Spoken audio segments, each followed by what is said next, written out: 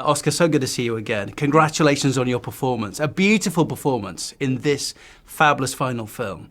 What was the moment when you realised, this is coming to an end? Kind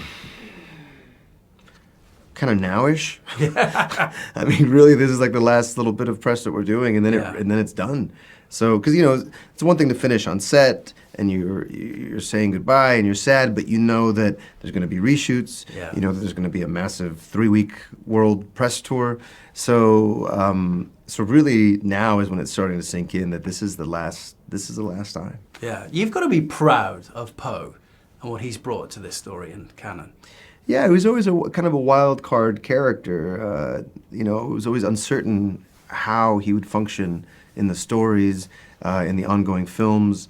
There was always a bit of a question mark there, so it's been fun seeing his evolution.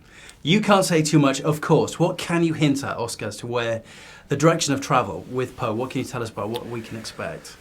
Well, he's on course to what Leia could see in him, which was the potential for a leader of the resistance to be the general.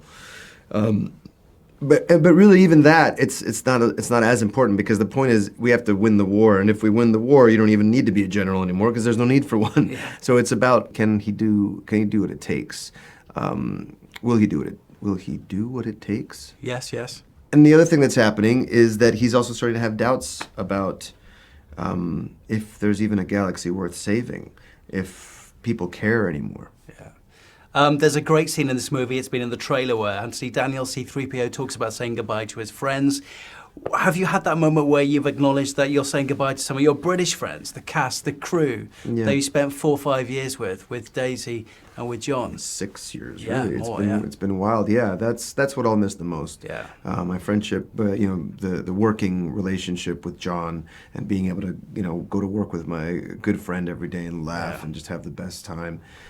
With JJ, with Daisy, with the crew that we had seen all throughout these years. It's definitely bittersweet. Can I just check, was there a moment where you hit the karaoke bars to celebrate the conclusion of the rap party? Anything like that happen? You're a great singer. No, thank you very much. Yeah. No, there was no karaoke, unfortunately. That could happen still. Yeah. There are some very moving and beautiful scenes with the late, great Carrie Fisher. What will be your abiding memory of working with her?